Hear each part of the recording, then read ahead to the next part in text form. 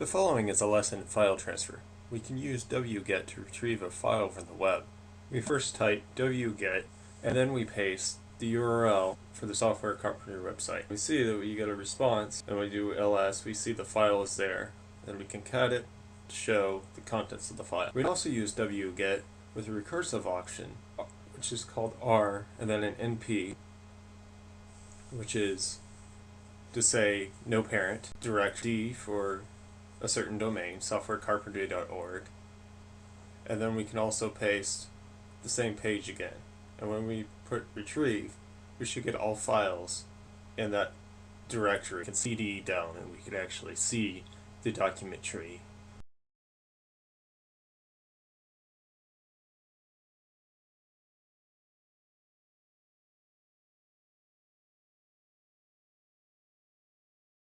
And see that indeed we do have two HTML files. And notice that we also have files folder. We can also use a -a option for specifying that we only want HTML files. We can also use wget to mirror a website. The M option would be with timestamp for recursion depth and preservation key directory. And K would convert the links so they're suitable for local. Q suppress the output since there would be an awful lot. Now NH means there's no header, as in we're not going to include the domain to be shambada, then NP means we don't, NT we're explaining.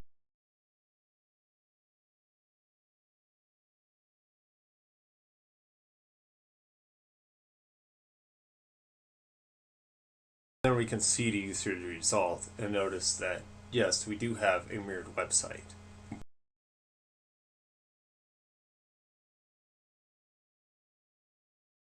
Moving on to curl.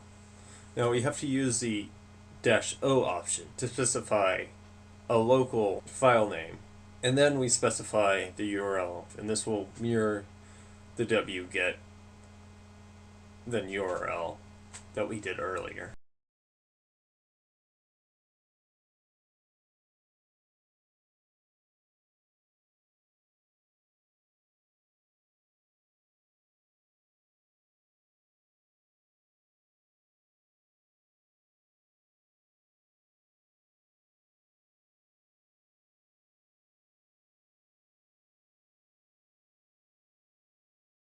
We can also use curl without the -o option, meaning that instead of sending the output to a file, we're sending it to the standard out of the screen. And then when we use a .s option, that means we're ignoring all other output to this, as in the file transfer status, and take just the stuff that we retrieve from the URL. And we can take that information from this and we can pipe it to a program called HTML2 text, which is a parser that strips out all the HTML tags and leaves text. Pipe that to grep and search for Dracula. And when we do that, you notice that we'll get all lines that contain the word Dracula. We can also use wget to perform the same function, using -q instead of -s for some. But we also have to include thinnered out to print the output of wget. Choose the screen. You can see that indeed the output is the same. Moving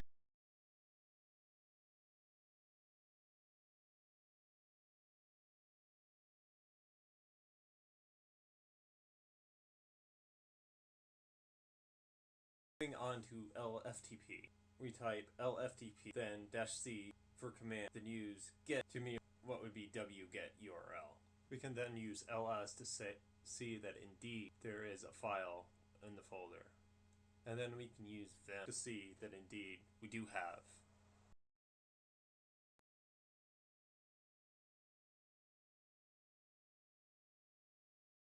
We can also output results of LFTP to the screen by changing the get command to the cat command, and we see that indeed we do print the output to the screen.